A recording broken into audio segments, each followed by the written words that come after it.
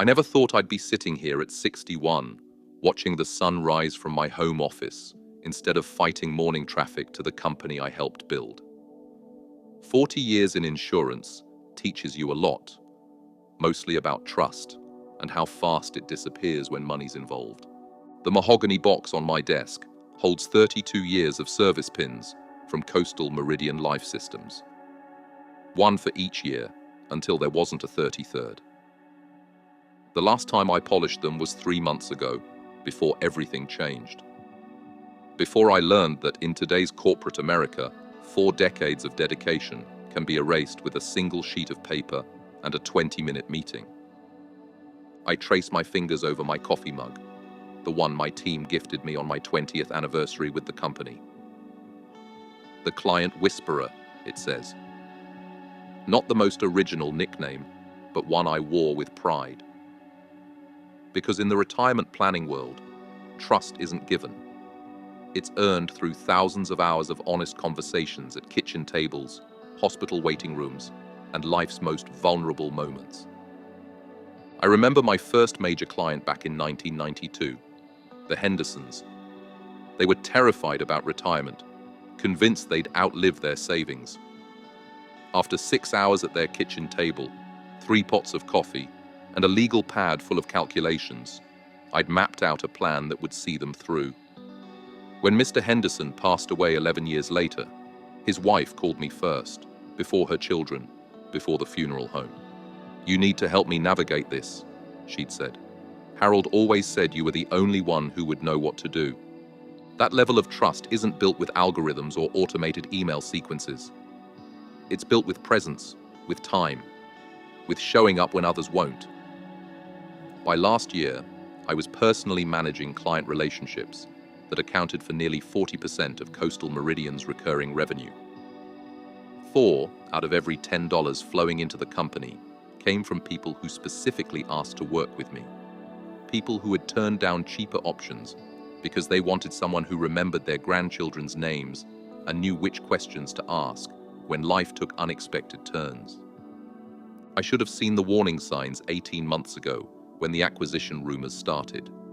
Venture capital has been stalking the financial advisory sector for years, hungry to disrupt and streamline businesses like ours. When the announcement came that Ascentech Partners had purchased a controlling interest in Coastal Meridian, our founder Martin gave us all reassurances.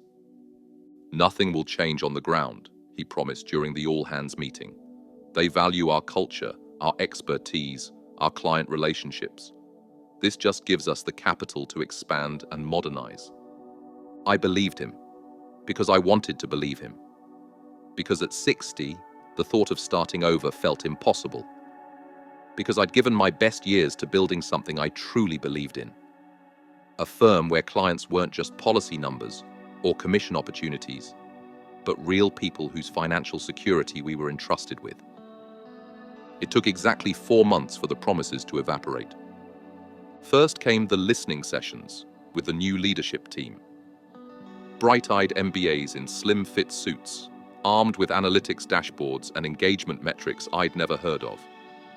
They nodded as I explained how I maintained a 92% client retention rate through economic downturns and personal catastrophes. They smiled politely when I described my filing system, how I kept handwritten notes from every client meeting because computers crash but paper remembers. "That's really quaint," said Brian, the new chief operating officer. 34 years old with perfectly styled hair and a Stanford MBA he mentioned in every conversation. "But we're building for the future. Have you considered how AI could help optimize your client interactions?" I still remember the exact wording. Optimize your client interactions. As if 4 decades of relationship building was just inefficient data processing. Next came the new internal dashboard. Suddenly, my performance wasn't measured by client satisfaction or retention rates, but by metrics like digital engagement scores and cross-platform visibility. My numbers, the ones that had earned me top producer status for 17 consecutive years, were now displayed in alarming red because I wasn't generating enough social media content or podcast appearances. Then came the mandatory technology training. 6 hours every week learning platforms that changed every quarter, systems that crashed regularly and turned 15-minute client updates into 2-hour ordeals. When I raised concerns, I was told I needed to adapt or become obsolete. The final straw was the new compensation structure. My base salary, frozen for the past 3 years despite record company profits, was to be reduced by 30%. The difference could be made up through digital acquisition bonuses if I managed to bring in clients through the company's new app-based lead generation system.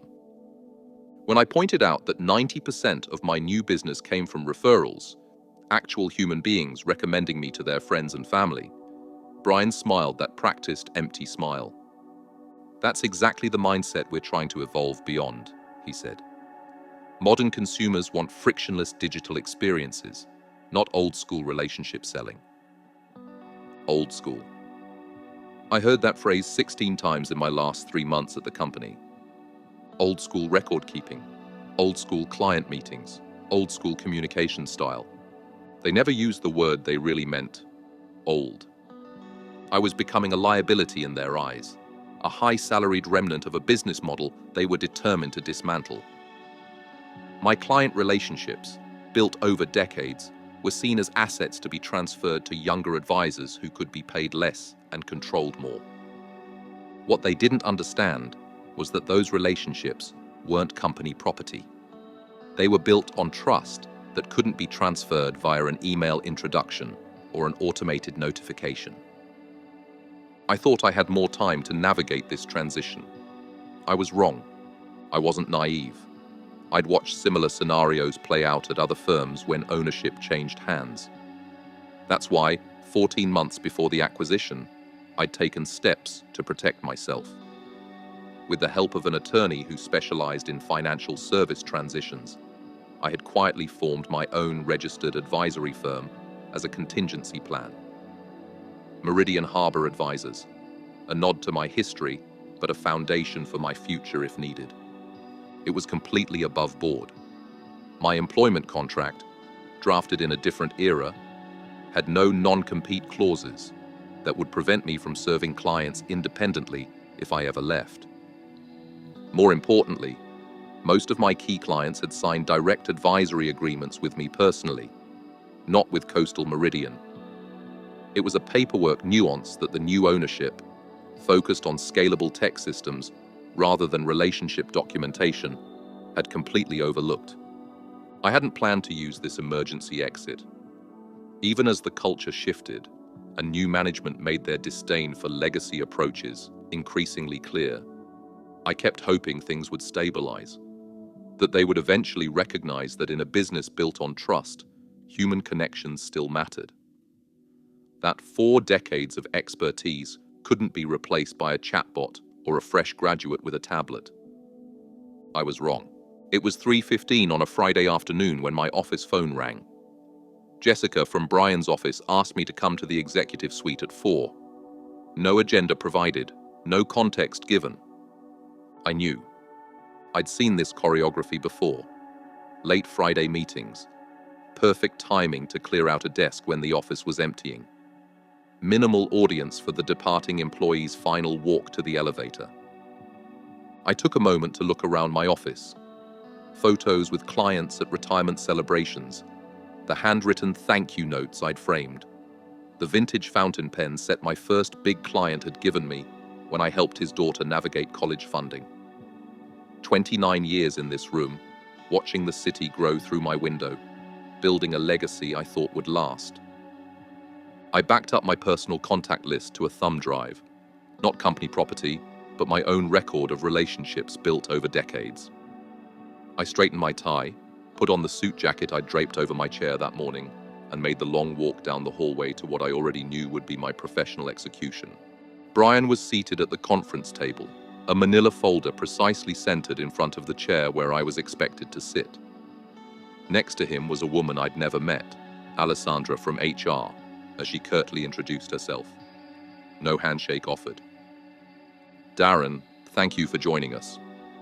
Brian began, not looking up from his tablet. "We don't want to take up too much of your Friday, so I'll get right to it. As part of our ongoing organizational restructuring, we've been evaluating performance metrics across all departments." The words washed over me like background noise. The corporate euphemisms for what was really happening. "You're too expensive, too old, too resistant to our new vision." I watched his mouth move, delivering lines clearly rehearsed and legally sanitized. Consistently falling below the new performance thresholds, digital engagement metrics significantly under target, client acquisition approaches misaligned with current company direction. I didn't argue. Didn't point out that my clients had the highest satisfaction scores in the company. Didn't mention that the underperforming division I led had brought in 38 million in revenue last year. There was no point. This decision had been made long before I walked into the room. "Inside this folder, you'll find your separation agreement," Alessandra interjected, sliding the manila folder toward me. "We're offering 8 weeks of severance, which is generous considering the performance issues. We'll need all company property returned before you leave today." 8 weeks, after 32 years, not even 3 days for each year of service. "We'll need you to transfer all client relationships to the transition team immediately," Brian continued. "Jessica has prepared transfer packets for each of your key accounts. We've already scheduled introduction calls with their new advisors for Monday morning." That's when I felt it. Not the anger or betrayal I'd expected, but a strange, calm clarity. They had miscalculated so completely that it was almost amusing. They thought they were ending something. In reality, they were simply setting me free.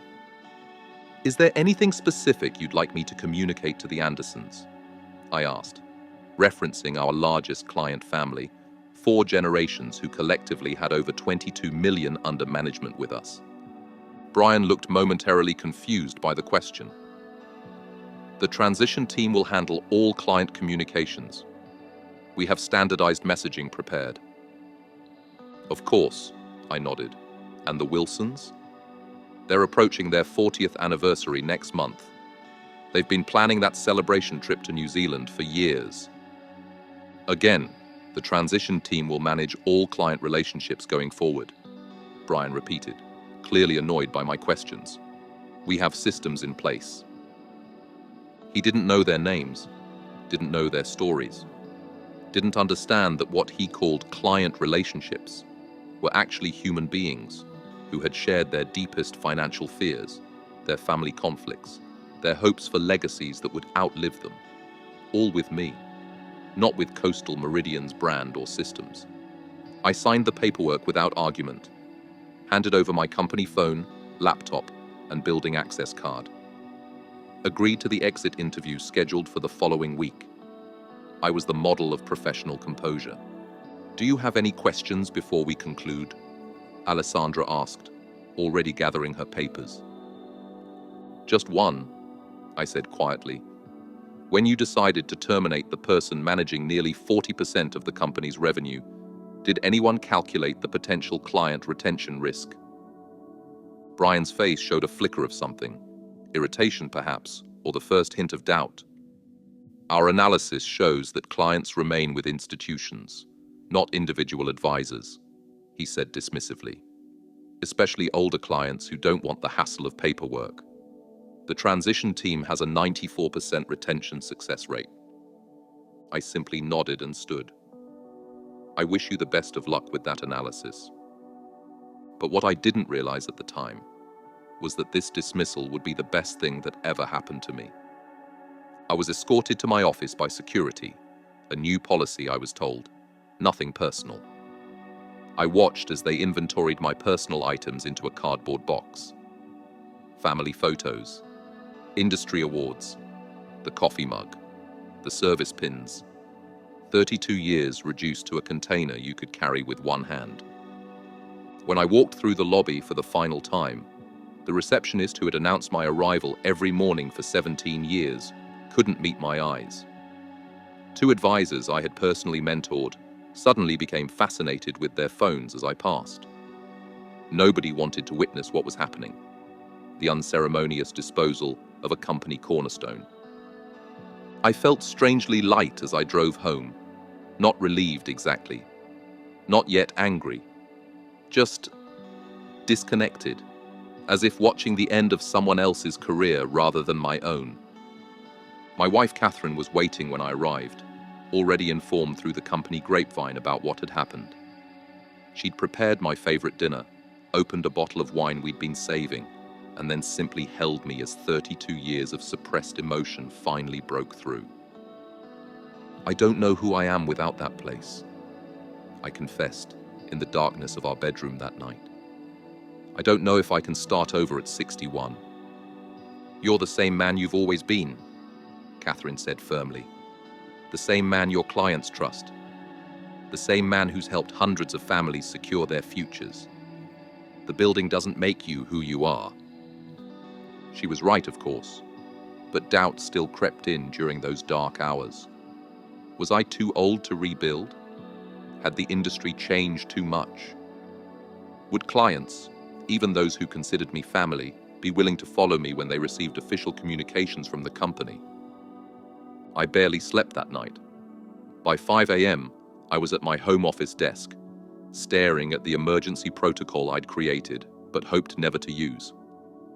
The contingency plan represented both an ending and a beginning, a bridge between what was and what could be.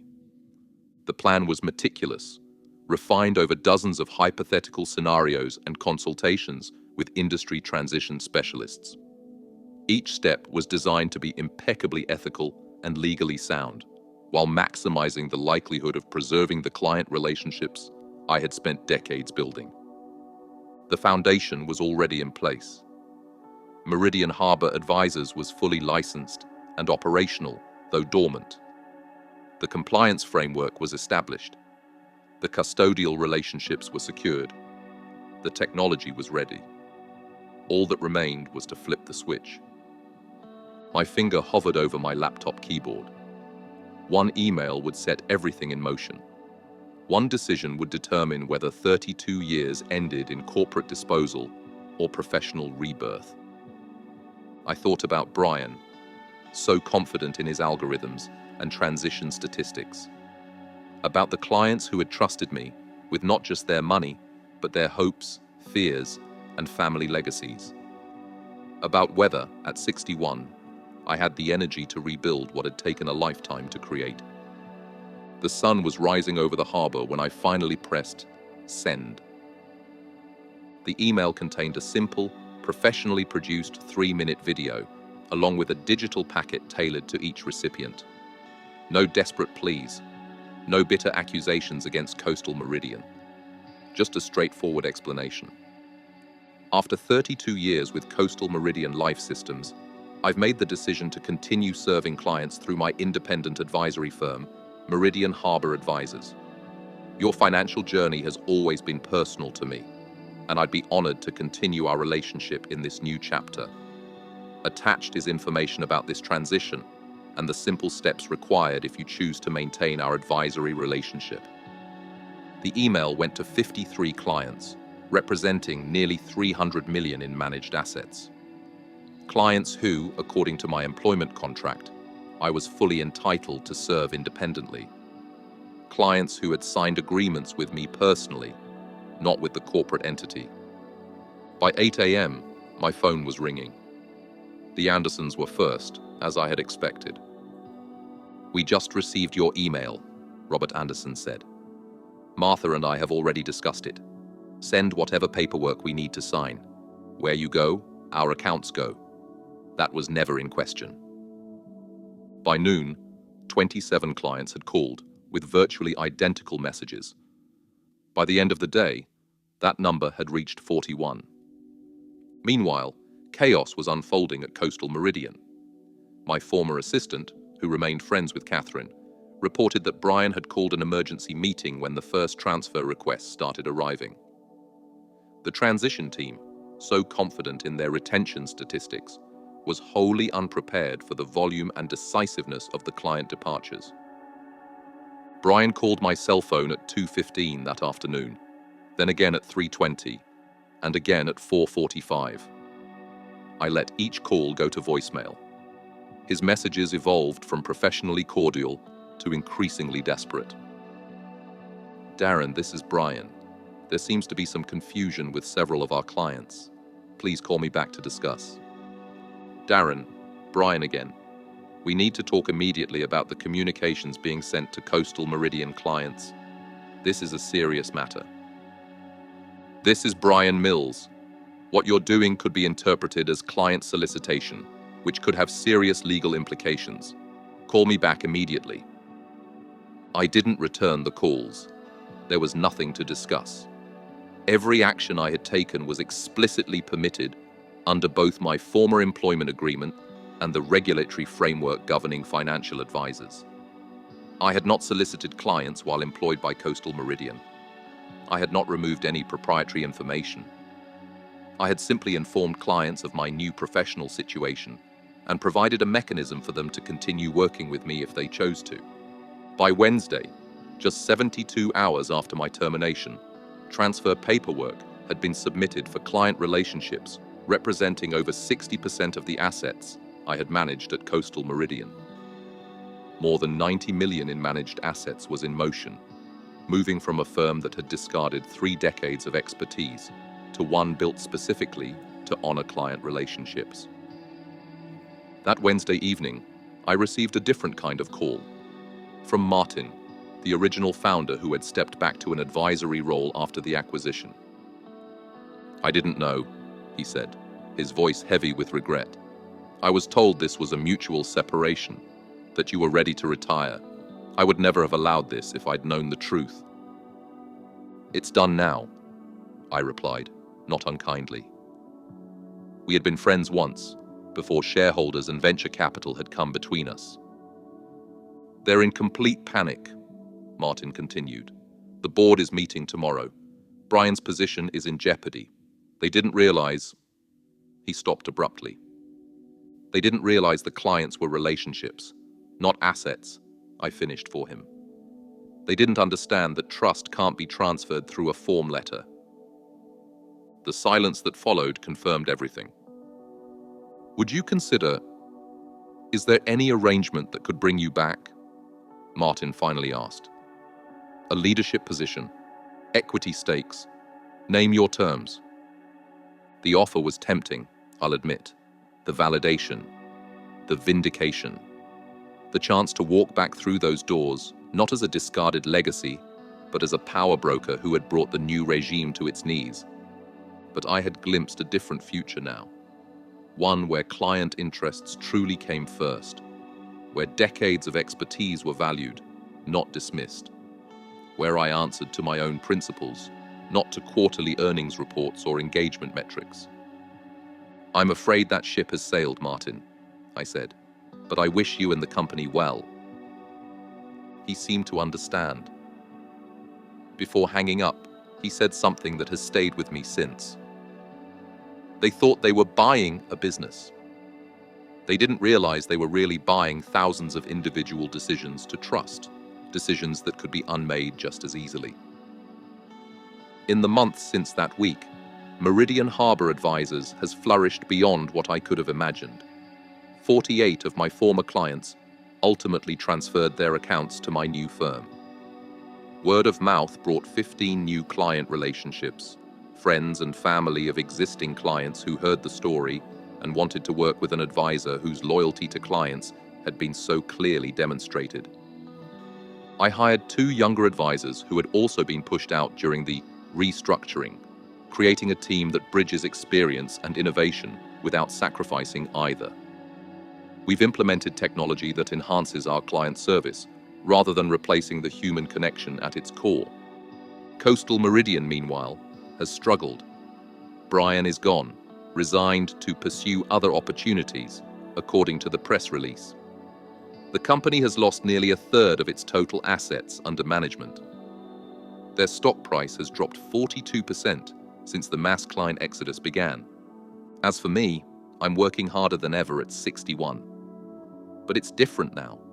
Every decision, every policy, every client interaction reflects my own values rather than corporate mandates. I'm building something that honors relationships rather than extracting value from them. Some mornings, I still reach for a company ID badge that no longer exists. Some nights, I dream of the office where I spent more waking hours than in my own home. 32 years leaves marks that don't fade quickly. But I've found something I hadn't felt in years.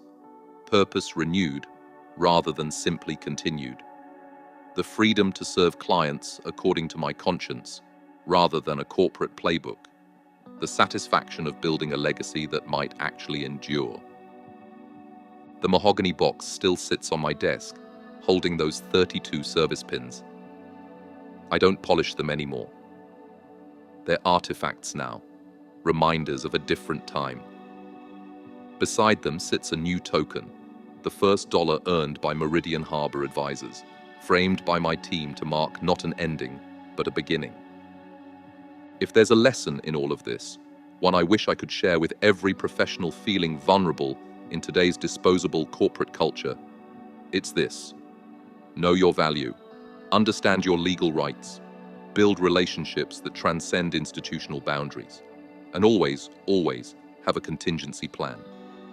In the financial world, we counsel clients to diversify their investments to minimize risk. Yet too often, we fail to diversify the sources of our own professional security, placing all our loyalty with institutions that may not return it. Your most valuable professional asset isn't your title or your salary. It's the trust you've earned, the relationships you've built, the expertise you've developed. Those travel with you if you're brave enough to claim them. As for what comes next, I'm not planning retirement anytime soon. There's still too much to build, too many families to help, too much satisfaction in proving that old-school values like loyalty, expertise, and personal service never actually go out of style. If my story resonated with you, if you've experienced similar betrayal or found yourself wondering about your own professional security, I'd like to hear from you. Comment below and share your experience. And if you want more stories of resilience and reinvention, subscribe to this channel. Because in today's world, the ability to rebuild might be the most valuable skill of all.